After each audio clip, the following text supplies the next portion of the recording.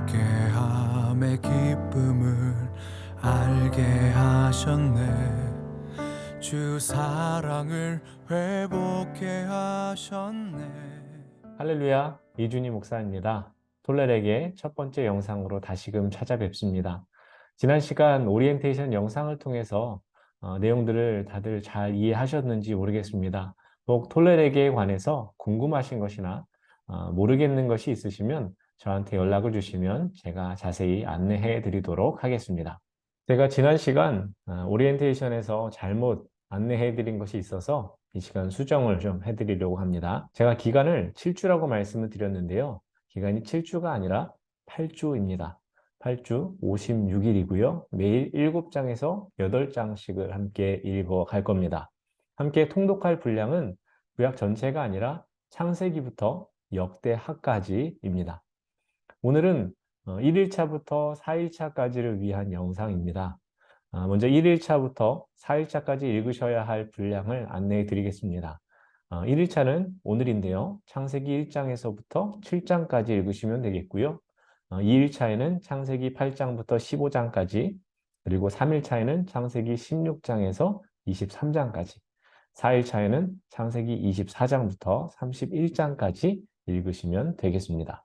제가 톨레렉의 성경 읽기표를 만들었습니다. 이번 주에 교회에 오시면 본당 3층 앞에 헌금 봉투를 놓는 곳이 있는데요. 그곳에 비치해 두겠습니다. 거기서 수령해 가시면 되겠고요. 혹시라도 나는 파일로 받기를 원하신다 하시면 제가 PDF 파일도 있으니 그것을 보내드리도록 하겠습니다. 가장 먼저 우리가 창세기를 읽어가게 될 텐데요. 창세기에 대해서 알아보도록 하겠습니다. 창세기는 구약 성경의 첫 책입니다.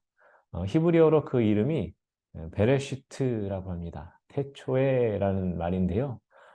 베레시트로 이 창세기가 시작되기 때문이고요. 영어로는 기원을 뜻하는 제네시스라고 합니다. 우리가 잘 알고 있는 현대자동차의 한 모델 이름과도 같습니다. 창세기의 큰 흐름은 천지 창조로 시작해서 인류의 등장, 발전, 타락, 그리고 이스라엘 선조들의 삶에서 타락으로 최종적으로는 회심으로 이르는 책입니다. 창세기의 저자는 특별한 언급은 없지만 대다수의 역사적 전승과 또 역사를 보건대 모세를 저자로 인정하고 있습니다. 창세기는 시작에 관한 책입니다. 우주와 세계의 시작, 인류의 시작, 결혼과 가정의 시작, 죄와 은혜의 시작, 그리고 문명과 나라의 시작, 언약 백성의 시작 등 모든 시작이 총망라되어져 있습니다. 시작에 대해 다루는 이 창세기를 우리가 읽으면서 가져야 할 중요한 질문이 하나가 있습니다. 창세기를 읽으실 때 이것을 기억하시면 좋겠습니다. 그 질문은 바로 시작이 누구로부터냐라는 것입니다. 많은 시작이 있는데 그 시작이 누구로부터 비롯된 것이냐? 이것이 참 중요합니다. 그리고 이 질문은 곧 모든 것의 시작이고 끝이신 하나님을 향하게 된다는 것, 이것을 기억하시면서 창세기를 읽어가시면 좋겠습니다. 창세기는 총 50장입니다. 이것을 크게 두 부분으로 나눌 수 있는데요. 1장에서부터 11장이 한 부분이 되고요. 12장에서 50장까지가 또 다른 한 부분이 됩니다. 1장에서부터 11장까지는 제가 오리엔테이션 영상에서 한눈에 보는 그 성경의 흐름에서 설명드린 것처럼 원역사 부분입니다. 인류 역사의 시작으로 천지 창조, 인간의 타락이 중요한 내용이고요. 12장부터 50장까지는 족장 시대입니다. 아브라함, 이삭, 야곱, 요셉으로 그 계보가 이어지는 내용이 나오고 그 안에는 여러 가지의 이야기, 또 사건들이 나오게 됩니다. 창세기를 읽으실 때 유의할 것이 몇 가지가 있습니다. 숫자, 족보, 부르심. 더 많이 있지만 제가 이 세 가지만 알려드리겠습니다.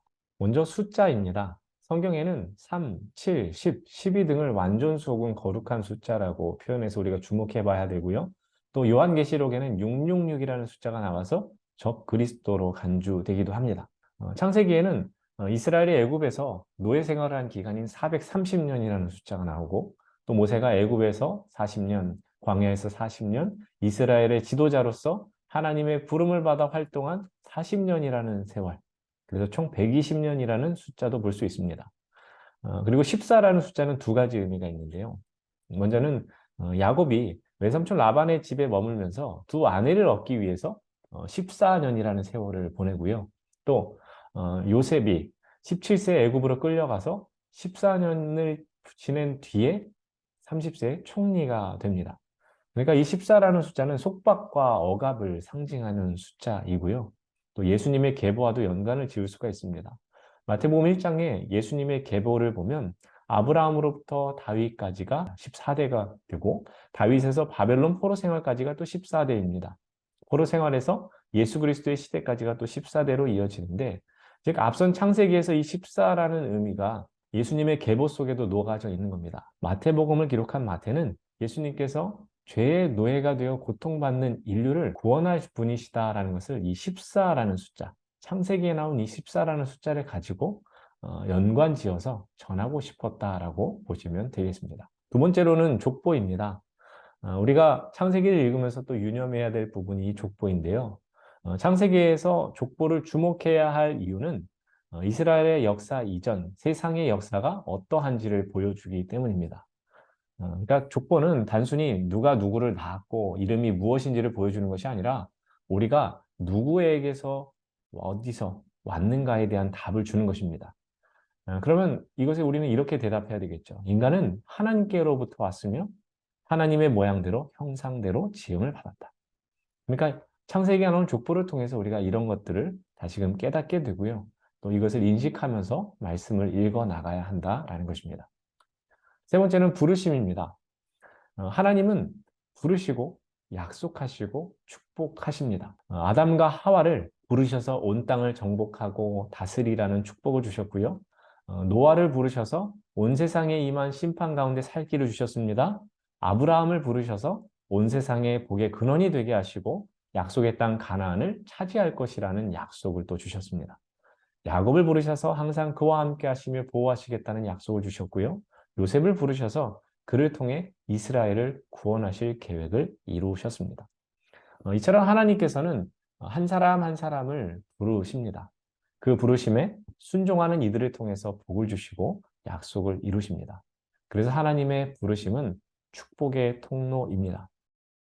그럼 1일차부터 4일차까지 우리가 창세기 1장부터 31장까지를 읽어 갈 텐데요. 그 내용을 간략하게 살펴보도록 하겠습니다. 제가 특별히 간략하게라고 강조하는 이유가 있습니다.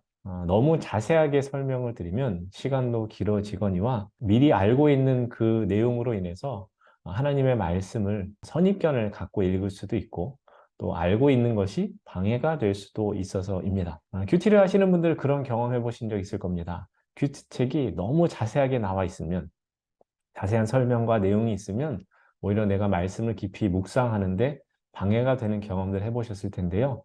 그래서 저도 좀 고민을 하고 있습니다. 어느 정도 해설을 해드리고 알려드리면 성경 통독을 하는데 방해가 되지 않고 도움이 될까? 제가 횟수를 거듭할수록 더 발전되는 모습을 보여드릴 테니까요. 여러분들도 말씀을 해설을 들으시지만 또 내용을 들으시지만 그것보다 하나님 제게 말씀해 주십시오. 듣는 마음을 가지고 성경을 읽어가시는 여러분들이 되셨으면 좋겠습니다. 그러면 창세기 1장에서부터 2장에 대한 내용을 보겠습니다. 이 부분에서는 세상 만물을 창조하신 하나님의 놀라운 사건이 나옵니다. 창세기 1장 1절은 다들 잘 아시죠? 태초에 하나님이 천지를 창조하시니라. 하나님의 끊임없는 창조의 역사가 이 창세기 안에 나옵니다. 그리고 특별히 하나님은 말씀으로 이 천지를 창조하셨죠. 그리고 지금도 동일하게 역사하고 계신다라는 것입니다. 그래서 우리가 천지 창조에 대한 부분을 읽을 때 천지를 새롭게 하시지만 또 우리를 또한 새롭게 하시는 하나님의 역사를 기대하면서 이 부분을 읽으셔야 됩니다. 하나님께서는 천지 만물을 창조하신 뒤에 사람을 에덴 동산에 두셔서 다스리게 하십니다. 그리고 3장에서부터 5장으로 넘어가면 그런데 아담과 하와가 뱀의 속삭임에 빠져서 하나님께서 금하신 선악과를 먹게 되죠. 이 일로 하나님과 인간 사이는 멀어집니다. 그 사이에 죄가 들어와서 하나님께서 인간에게 오실 수 없고 또 인간이 하나님 앞으로 나아갈 수 없는 그런 안타까운 상황이 벌어집니다. 타락의 시작입니다. 아담과 하와는 가인과 아벨 두 아들을 낳았는데 형 가인이 아우 아벨을 쳐서 죽이죠. 인류 최초의 살인자가 됩니다. 가인은 여호와 앞을 떠나서 에덴 동산 동쪽 노 땅에 거주하며 계보를 이어갑니다. 가인의 후손들에 의해서 인류의 모든 문화와 문명이 시작되고 발견되는 것을 우리가 이 말씀에서 알 수 있습니다. 특별히 야발이라는 사람은 장막에 거주하며 가축을 치는 자, 즉 축산업을 하는 사람이었고, 유발은 수금과 퉁소를 잡는 모든 자의 조상이 됩니다. 예술 문화의 창시자가 된 것이죠. 두발 가인은 구리와 쇠로 여러 가지 기구를 만드는 자, 대장장이의 선조가 됩니다. 그러니까 가인의 후손들을 통해서 세상 문화가, 과학이 많은 것들이 발전했다라는 것인데, 가인의 계보에는 하나님이 계시지 않는다는 겁니다. 그들의 삶은 발전했고 화려했는지 모르지만 하나님이 안 계시는 겁니다.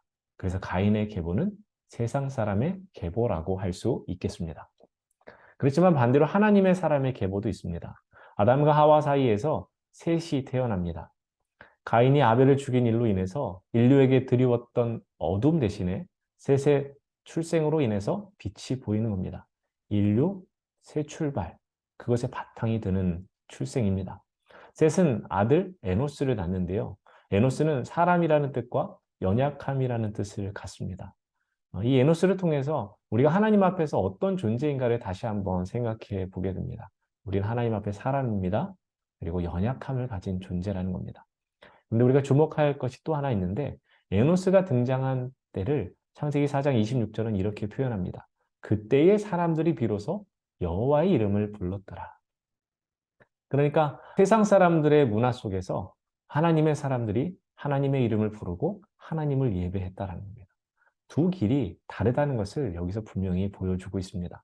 가인의 후손들은 자신들이 가진 능력을 의지하는 인생이었다면, 아담에서부터 셋으로 이어지고 에노스로 이어지는 이 계보, 하나님의 사람의 계보에서는 하나님의 이름을 부르며 예배하는 인생들이 이어져 갑니다. 그럼 하나님께서 누구를 택하셨겠습니까? 위대한 문명을 이루어갔던 사람들이겠습니까? 아니죠. 겸손히 하나님의 이름을 부르고 예배하는 이들을 통해서 하나님은 역사하셨다라는 것. 이 부분을 읽으시면서 주목하시기를 바랍니다. 그 다음은 6장에서부터 9장입니다. 하나님께서 악한 세상을 홍수로 심판하시는데 노아와 그의 가족들은 방주에 태워서 구원하시죠. 노아를 가장 잘 설명해 주는 말은 믿음입니다. 노아는 자신의 평생 하나님의 뜻에 반하여 죄로 얼룩진 세상 가운데서 귀한 믿음을 지켜갔던 사람입니다. 그랬기에 사람의 죄악이 가득 찬 세상을 바라보시면서 근심하시고 한탄하셨던 하나님의 시선은 노아를 향했던 겁니다. 노아는 120년 동안 방주를 지었습니다. 그 긴 시간 동안에 노아는 사람들로 하여금 온갖 멸시와 비아냥을 받았을 겁니다. 미친 사람처럼 보였을 겁니다. 그러나 드디어 심판의 날, 홍수의 날이 임했을 때 노아가 미친 것이 아니라 하나님의 말씀이 꼭 그대로 이루어질 것을 믿고 행하는 자였다는 것이 드러나게 됩니다. 대홍수 사건 이후에는 하나님은 노아의 번제를 받으시면서 무지개로 약속을 하십니다. 다시는 인간 때문에 땅을 저주하지 않겠다는 것, 홍수 때처럼 모든 생물을 멸망시키는 일이 없을 것이라는 두 가지 약속입니다. 창세기 10장으로 가면 노아의 아들들이 홍수 심판 이후에 어떻게 계보를 이어갔는지 족보가 나옵니다. 앞서서 족보가 중요하다고 말씀은 드렸지만 족보가 재미가 없습니다. 흥미있는 부분이 아닙니다. 그러나 성경 말씀에서 결코 무의미한 것은 없기에 이 부분도 어떤 뜻이 있을까, 또 하나님은 이 족보를 통해서 나에게 뭐라 말씀하시는가를 주목하시면서 말씀을 읽으셔야 합니다. 족보는 한 가문의 계통과 혈통 관계를 보여주는 것입니다. 그렇지만 성경에서 족보가 나올 때는 단순히 한 가문이 아니라 하나님의 뜻 가운데 계보가 어떻게 이어지고 그 가운데 복과 은혜가 흘러가는지를 보여주기 때문에 족보가 나오면 그것을 유심히 보시려고 애쓰셔야 합니다. 이제는 11장입니다. 창세기 11장에는 바벨탑 사건이 나옵니다. 바벨탑 사건은 단순히 탑을 쌓은 것이 아니라 정확히 말하면 큰 도시를 세우고 그 중심에 하늘 높이 탑을 쌓았다는 것입니다. 노아의 홍수 이후에 땅에는 사람들이 다시 많아졌습니다. 이들은 땅 곳곳으로 퍼져나갔는데 11장 12절을 보면 사람들이 동쪽으로 옮겨가다가 시날 땅에 다다랐고 거기에 터를 잡았다고 합니다. 그러면서 서로 말하기를 이곳에 큰 성을 짓자. 그리고 하늘까지 닿는 탑을 쌓자라고 합니다. 이유는 하나입니다. 우리의 이름이 온 세상에 유명해지고 그리고 우리가 흩어지지 않기 위해서라는 것인데 결국 이들이 세운 탑은 무엇을 상징하는 것입니까? 하나님 앞에서의 교만했던 그들의 모습이고 또 하나님의 말씀에 반하는 불순종이었다는 것입니다. 하나님은 그 탑을 무너뜨리시는 것이 아니라 그들의 언어를 혼잡케 하심으로 그들을 온 지면에 흩으시게 됩니다. 여기까지가 1장에서부터 11장 창세기에 나오는 원역사 부분이고요. 이제는 12장부터 우리가 족장 시대를 보게 됩니다. 특별히 12장부터 23장까지는 아브라함에 대한 이야기가 나오죠. 하나님께서는 아브라함을 부르셨습니다. 부르셨을 때는 이름이 아브람이었죠. 그런데 이 아브라함은 하나님의 부르심에 믿음으로 응답한 사람입니다. 갈대아 우르에서 하나님의 부름을 받고 하란으로 이주했다가 후에 약속의 땅 가나안으로 향해 갑니다. 하나님께서 아브라함을 부르신 이유는 그를 믿음의 조상으로 세우셔서 그를 통해 믿음의 백성을 세워가시기 위함이었습니다. 그래서 우리가 아브라함의 삶에서 주목할 일들이 많이 있는데요. 이 일들 속에서 아브라함은 성공적으로 화답한 적도 있고 실패한 적도 있습니다. 성공과 실패가 반복되지만 결국 아브라함은 바른 믿음으로 서게 된다는 것. 우리가 그것을 이 과정 속에서 주목하면 좋겠습니다. 아브라함의 삶에서 우리가 주목할 일들이 여러 가지가 있는데요.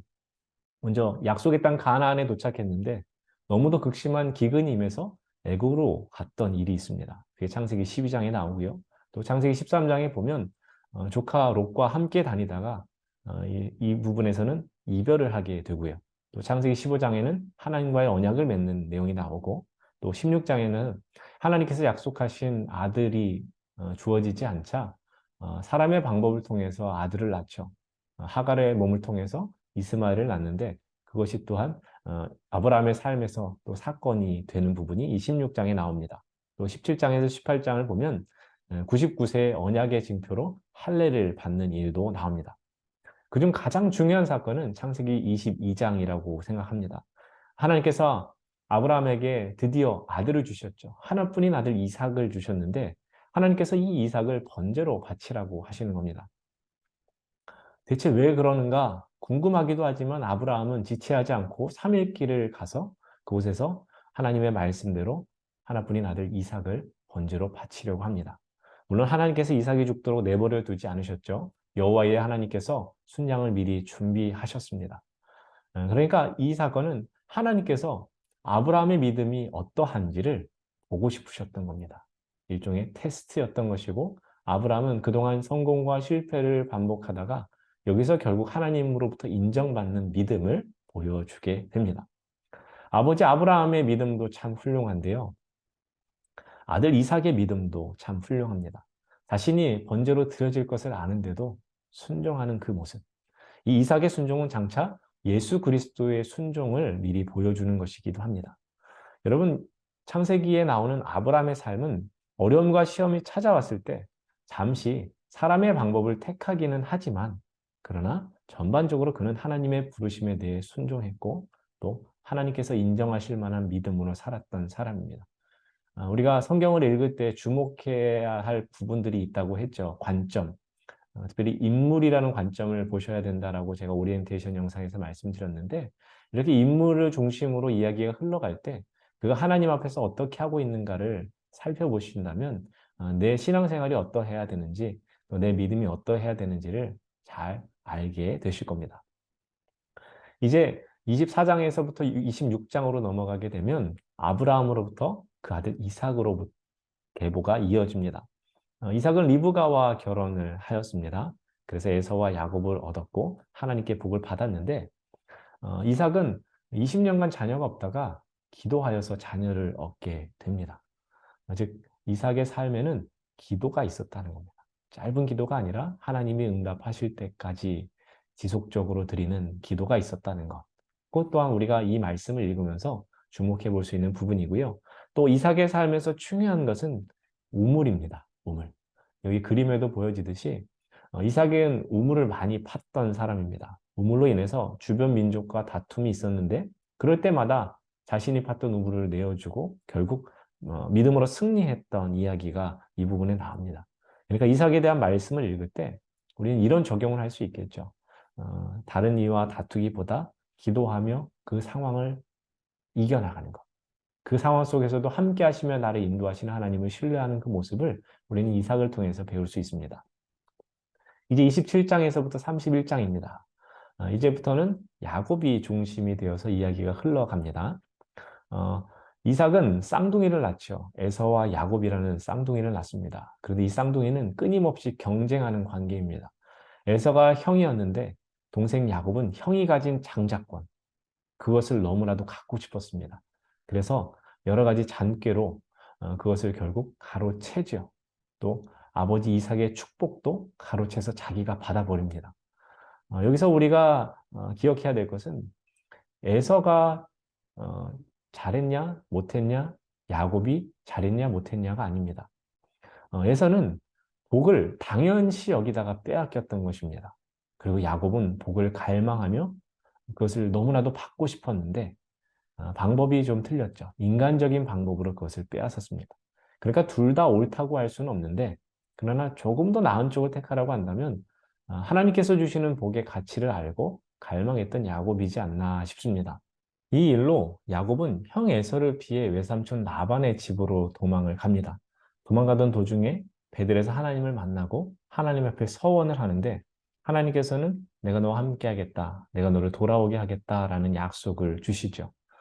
야곱이 갔던 그 길을 이 지도를 통해서 살펴보시면 좋겠습니다.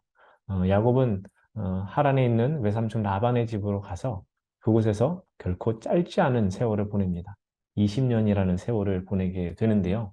거기서 두 아내를 위해서 14년간을 일하고 그곳에서 갈 때는 혈혈 단신이었지만 두 명의 아내와 그리고 12아들들과 함께하는 일가족을 일구게 됩니다. 야곱의 12아들들을 잠시 소개하겠습니다. 루벤, 시므온, 레위, 유다, 단, 납달리, 갓, 아셀, 이사갈, 스불론, 요셉, 베냐민. 각각의 이름의 뜻이 있죠. 이 이름의 뜻이 보라 아들이라, 들으심, 연합, 찬송, 심판, 나의 씨름, 복, 행복, 보상, 거하다, 더하다, 오른손의 아들이라는 각각의 뜻이 있는데 이 뜻이 그냥 있는 것이 아니라 성경을 읽으시면서 왜 이 뜻이 붙었는가를 살펴보시는 것도 하나의 흥미로운 포인트가 될 수 있겠습니다. 야곱은 외삼촌 라반의 집에서 열심히 일을 했습니다. 그런데 라반의 속임수에 자신의 몫을 챙기지 못했습니다. 야곱이 형 에서에게 한 일을 보면 야곱이 결코 어디 가서 손해를 볼 사람은 아닌데 라반 앞에서는 한 수 아래의 모습을 보여주는 겁니다. 그래서 창세기 30장에 보면 야곱은 자기의 몫을 챙기기 시작합니다. 그래서 매우 번창하여서 양떼와 노비와 낙타와 나귀가 많아졌다라고 하는데 야곱의 소유가 많아지면서 야곱을 바라보는 라반의 안색이 달라집니다. 그리고 때마침 이때 하나님께서 야곱에게 말씀하십니다. 내 조상의 땅, 내 족속에게로 돌아가라. 내가 너와 함께 있으리라 라고 말씀을 하십니다. 이 말씀에 순종해서 야곱은 라반의 집을 떠나 고향으로 향하는데 외삼촌 라반이 순순히 보내주진 않죠. 그러나 하나님의 은혜 가운데 야곱은 무사히 고향으로 향하게 된다라는 것. 그게 31장까지의 내용입니다. 여기까지가 1일차부터 4일차까지 우리가 함께 읽을 말씀의 내용이었습니다. 간략하게 살펴봤죠. 더 궁금하신 것이 있으시더라도 일단 우리가 성경 통독을 하는 겁니다. 성경을 쭉 읽어가시면서 또 알려드린 관점과 포인트들을 짚어가시면서 성경을 읽으시면 좋겠습니다. 또 혹시라도 영상에서 놓친 부분들이 있으시다면 영상을 시청하는 것에는 제한이 없습니다. 여러 번 보실 수 있으니까 영상 한 번만 보지 마시고 여러 번 보시면서 성경 통독하시면 좋겠습니다. 분량을 다 읽으시면 1일차 읽었습니다. 문자 보내주시고 2일차 읽었습니다. 이렇게 매일 통독 후에 저에게 문자를 보내주시면 되겠습니다. 물론 1일차부터 4일차까지 읽었습니다라고 통독한 것을 하나의 문자로 보내주셔도 상관은 없습니다. 중요한 건 읽어가는 것이기 때문에 그렇습니다. 그리고 읽으셨으면 꼭 저한테 연락을 주시면 좋겠습니다. 그리고 제가 구호를 하나 만들어 봤습니다. 마무리할 때 어떻게 할까 생각해 봤는데 이렇게 하면 좋을 것 같습니다. 우리는 톨레에게 합니다. 제가 인사를 드릴 텐데요. 그때 같이 외쳐주셔도 좋겠고 또 마음으로 함께 해주시면 좋겠습니다. 그럼 저는 다음 영상으로 찾아뵙겠습니다. 우리는 톨레에게 합니다. 감사합니다. 무너지지 않으리. 말씀이 중심되고 기도가 삶이 되어 나 일어서리라. 다시